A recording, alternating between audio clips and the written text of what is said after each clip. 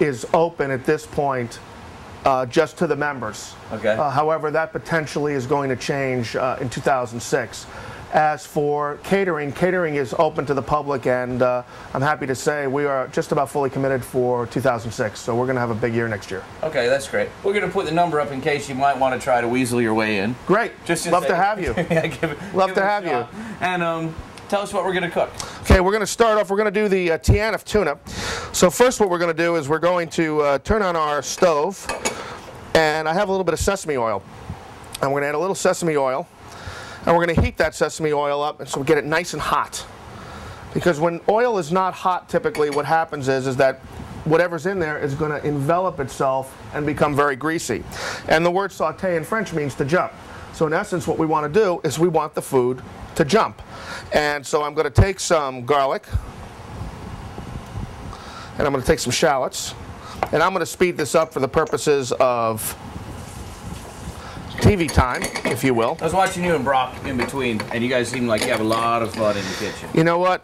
Seems like a great place to work. It really is a lot of fun, and we try to take that atmosphere out into the dining room for the members. And that's really the fun part about this. Now you can hear, by the way, that sizzle, you'll laugh at me, but that to me that's music. That means that our food in essence is ready. That's right, Kemp. Yeah, that's exactly right. Hello, man. That's very funny, man. So now I'm going to deglaze my pan with a little bit of sake. This kind of got an Asian flair going. Absolutely. And I love Pacific Rim. I love the incorporation of chilies and things of that nature, different soys and ponzus and things that I think they taste great. They're very fragrant, excuse me. And I like that. Plus the brazen color, if you will, on the plate just looks absolutely just fabulous. So this is going ahead, and this is going to actually supposed to cook down. So I'll tell you what we'll do. Why don't we let that cook down for just a bit. I'll go ahead and I'm going to add my soy sauce. So you want to add that at the end? No, I'm just going to add this. I'm going to incorporate it all, if you will. And then I have a little bit of brown sugar. I don't like things very sweet, so I am careful as to how much brown sugar I put in this. Now, what's also nice that you can do with this, if you want, is you also have the wherewithal to add something hot. I have not made this spicy. I do happen to do a signature tuna dish in the club where we do a spicy yellowfin tuna similar to this. What would you use, wasabi? You could use wasabi. I tend to use red Thai chili, what we call sriracha, which is outrageous. It's just very hot. It's very hot, so you have to be careful. Right. One quick story along the lines of wasabi. At one of my clubs that I had years ago, I had the wasabi out as we're doing the sushi. Well, they thought it was guacamole. She takes a big old yikes like this, and I thought we were calling 911.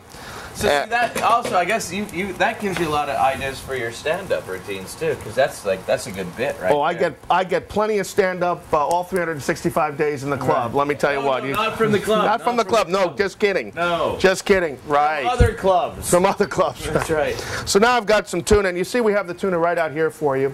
This is yellowfin tuna. Savannah.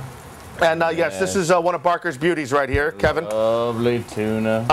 And what's lovely, and we like the tuna, we look at the color, we're feeling for texture to make sure that the fish is firm, that it's not sunken.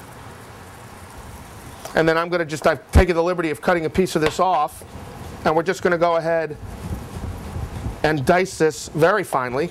Now, let me ask you this, Mitch. Is this like, you know how they say there's sushi grade tuna? Yes. That's what this is? This is sushi grade tuna, yes. Which just means it's good to eat raw, and some of the stuff they sell you at McDonald's isn't.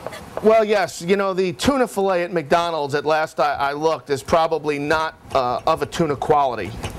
It's of the cod family, maybe? Yes, the frozen walleye, if you will. So now what I'm going to do is I already have some tuna that's chopped right here. And I'm going to go ahead and I'm just going to add that right in, like so. I also need some avocado, if you will. You can see that. And that you can just get nice. This is smelling awesome. And the ginger's lovely because the ginger is just very fragrant. Right. And this is ginger right here, right? Yes, it is. And then we have the skipper and Marianne. I beat you to it. So anyway.